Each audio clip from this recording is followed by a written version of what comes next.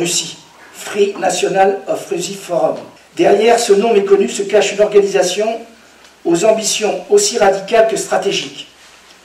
Démanteler la Fédération de Russie, en appuyant les revendications séparatistes de plusieurs régions, sous leur parrainage direct des néoconservateurs américains, bien sûr, et de leurs alliés européens.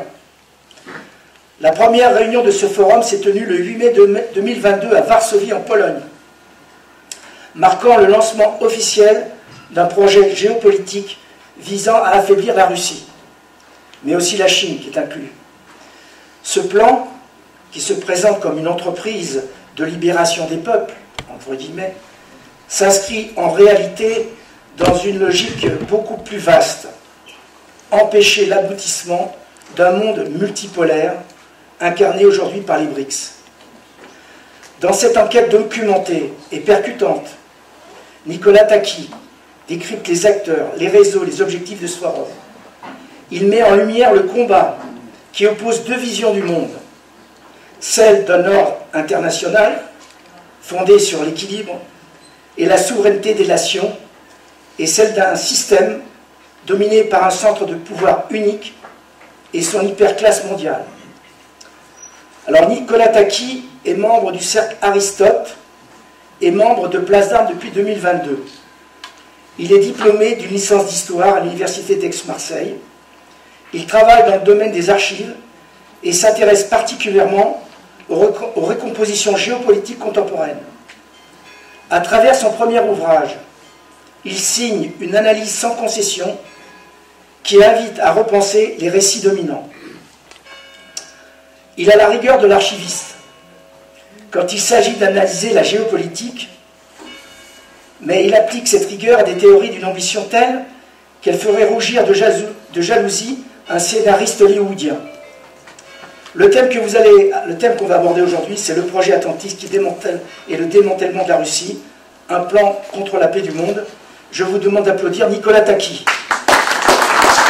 Alors, je remercie Place d'Armes Île-de-France de m'accueillir et de vous présenter mon premier ouvrage, Le projet Atlantis, de démantèlement de la Russie, un plan contre la paix du monde.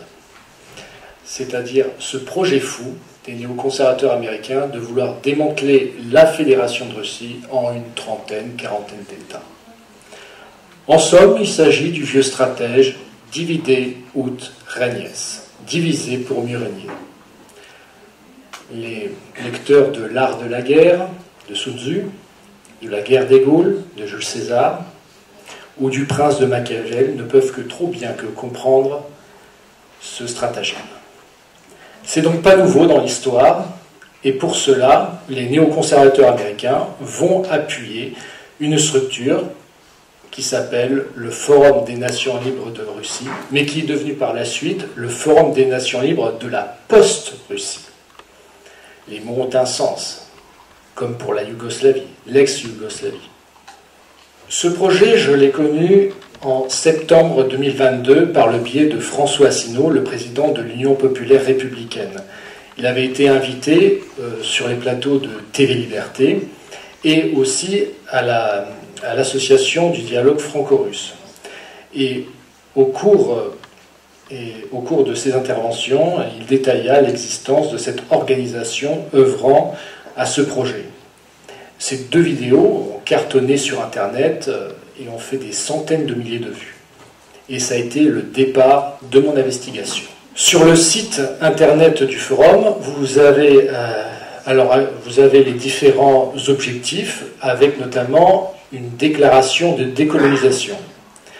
Alors, parmi les points, vous avez appel à la création d'une administration nationale de transition au sein de la Russie, appel aux États membres de l'ONU à fournir une assistance maximale aux administrations nationales de transition, appel à la grève, au sabotage, à la désobéissance, initier la formation de légions nationales, c'est-à-dire former des groupes armés pour défier le pouvoir central, la création d'une administration transitoire unie, éliminer ce qu'ils appellent le régime colonial et criminel de guerre, et on peut l'interpréter comme le changement de régime, et la purge de toutes les administrations de la Fédération de Russie, Et enfin, assistance maximale aux organisations internationales pour prendre le contrôle des armes nucléaires de la Fédération de Russie. Tout un programme.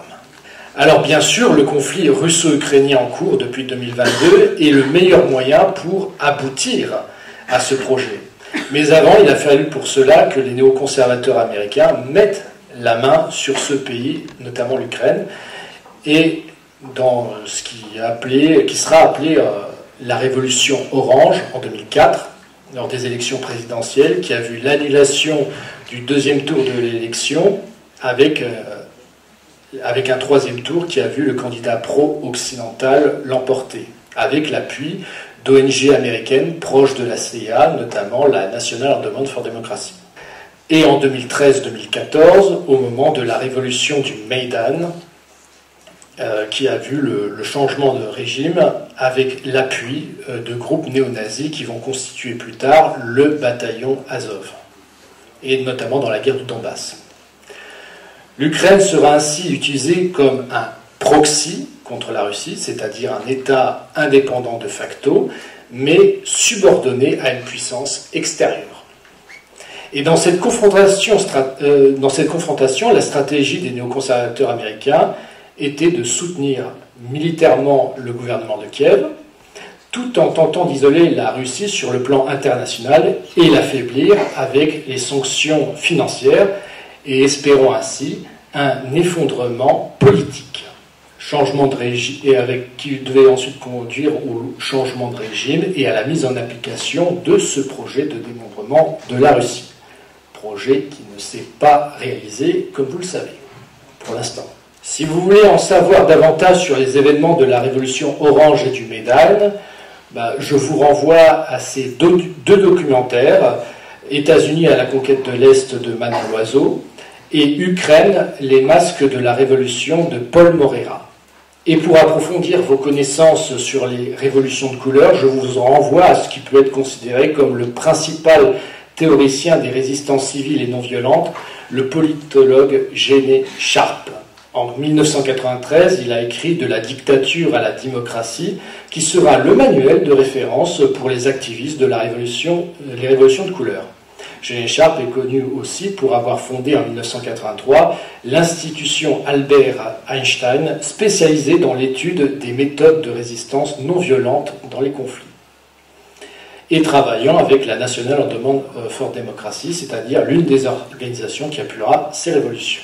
Sur le site internet et sur les réseaux sociaux du forum, ils ont publié plusieurs cartes de ce projet de démembrement de la Russie, et vous le remarquerez, une Russie décolonisée et complètement émiettée avec l'émergence de nouveaux États. Alors vous avez par exemple du côté occidental la Laponie, l'Ingrie, la Carélie, le Tartarstan, et plus tard, et plus au sud, le Daghestan, la République de Circassie, une fédération du Pacifique et une République de Sakha. Mais ce qui est intéressant dans cette carte, c'est plusieurs drapeaux qui ont retenu mon attention et qui doivent émerger de la post-Russie.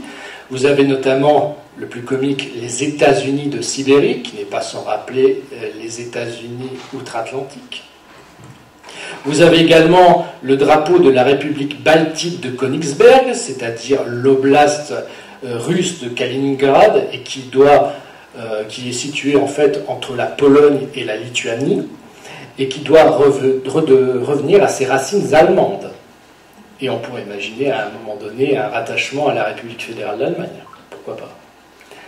Vous avez bien évidemment la Tchétchénie indépendante, ce qu'ils appellent la République d'Itchkérie, et surtout le drapeau, le dernier est très intéressant, le drapeau de la République de Russie, qui se réduirait à Moscou et à ses alentours.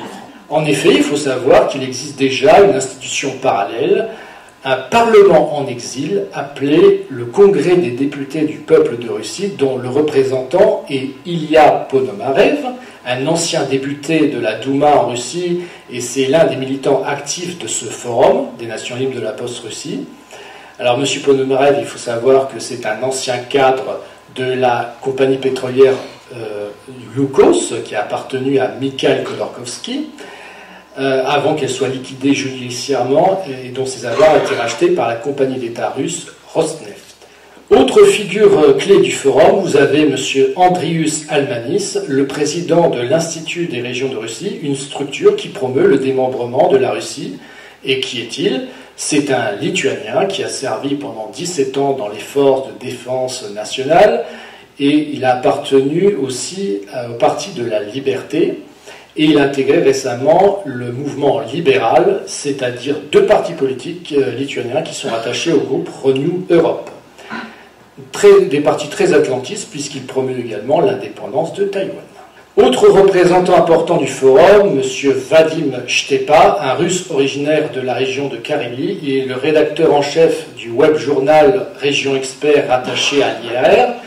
Il a intégré le Friedricha Forum de Garry Kasparov, le célèbre joueur d'échecs, et qui est proche de Mikhail Khodorkovsky. Il est chroniqueur pour Radio Free Europe, Radio Liberty, et il est surtout analyste à la Jamestown Foundation. Et qu'est-ce que la Jamestown Foundation? C'est une fondation américaine qui a joué un gros rôle durant la guerre froide, notamment en collectant des informations sur l'URSS et ayant participé aussi au transfuge de fonctionnaires soviétiques. Elle est présidée depuis septembre 2023 par Peter Mattis, ancien conseiller principal au National Democratic Institute, qui est financé par la National Endowment for Democracy. Et surtout, au début de sa carrière, il a été analyste du contre-espionnage pour la CIA. Donc voilà avec qui M. Vadim Stepa entretient des liens professionnels. Vous avez aussi Mme Anna Fotyga, ancienne ministre polonaise des Affaires étrangères et députée européenne jusqu'en 2024, membre du PiS, le parti Droit et Justice, affilié au groupe conservateur et réformiste européen, groupe dont Mme Fotyga exerçait les fonctions de secrétaire générale et qui a apporté son soutien au Forum des Nations libres de Russie. Elle était par ailleurs membre de l'Assemblée parlementaire de l'OTAN. Vous la voyez aux côtés notamment de Mme Condoleezza Rice, du temps qu'elle était ministre, et avec Jens Stoltenberg, l'ancien secrétaire général de l'OTAN. Vous avez, parmi les autres participants, vous avez M. Akhmed Zakayev, le premier ministre autoproclamé de la République tchétchène d'Ichkérie, ancien général de brigade durant la première guerre de Tchétchénie, puis ministre des Affaires étrangères, avant de devenir vice-premier ministre d'Ichkérie. Il a obtenu l'asile politique au Royaume-Uni après la deuxième guerre de Tchétchénie, où il a formé son gouvernement. Autre personnalité, Oleh Medunitsa, le président de l'Organisation des nationalistes ukrainiens, l'une dont le leader était un certain Stepan Bandera, une organisation qui avait collaboré avec l'Allemagne hitlérienne durant la Deuxième Guerre mondiale et dont leurs membres avaient intégré le bataillon Nachtigal au moment de l'opération Barbarossa, puis la division SS galicienne, puis l'armée insurrectionnelle ukrainienne UPA, responsable de crimes de guerre envers les Juifs et les Polonais entre autres. Et enfin, autre personnalité, un autre participant du forum qui aura retenu mon attention, c'est M. Frédéric Petit, membre du mouvement démocrate de François Bayrou et membre de la coalition présidentielle Ensemble. Alors la première question que je me pose, c'est, en tant que citoyen français, on peut se demander si M. Petit agit de sa propre initiative ou bien agit-il de manière officieuse à la demande de l'exécutif.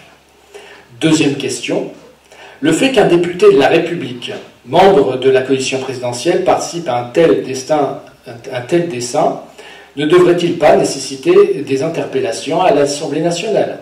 Après tout, il s'agit de déclarer une guerre totale à la Fédération de Russie.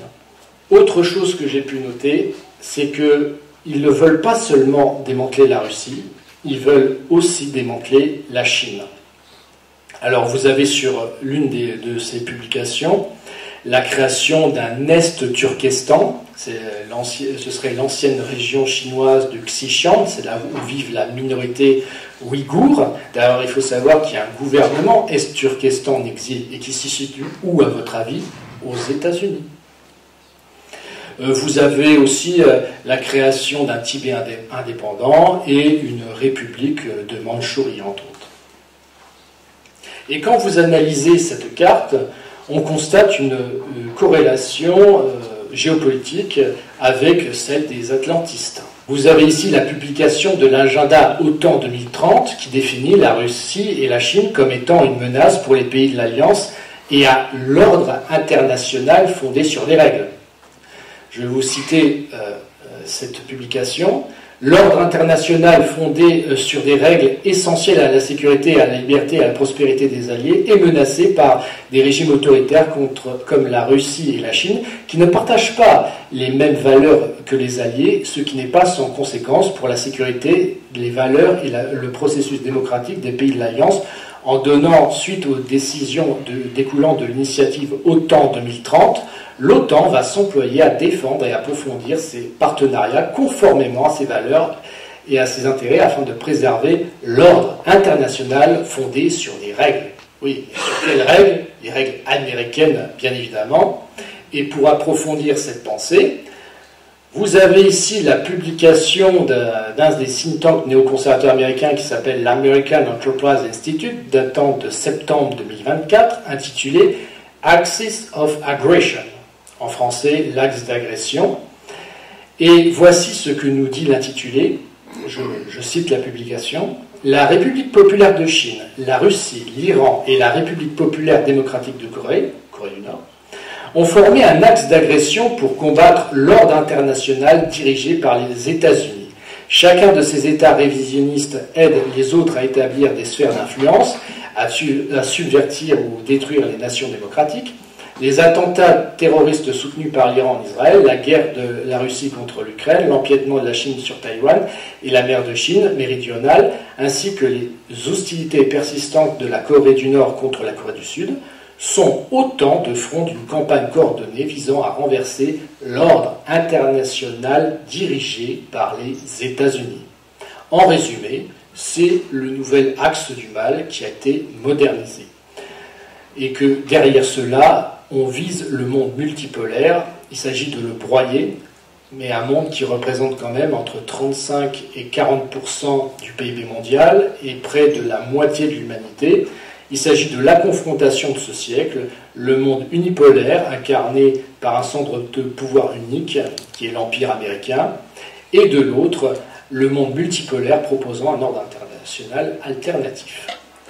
Alors on pourrait se poser la question, quelles conséquences d'un possible démembrement de la Fédération de Russie? Eh bien, c'est une balkanisation et une instabilité à l'échelle de l'Eurasie, à l'image de ce qui fut arrivé à la Yougoslavie dans les années 90 et début 2000, mais en beaucoup plus grand. Vous avez ici une carte de la répartition des diverses ethnies au sein de la Fédération de Russie. En orange, vous avez l'ethnie russe majoritaire à près de 80%, le reste constituant les diverses minorités nationales.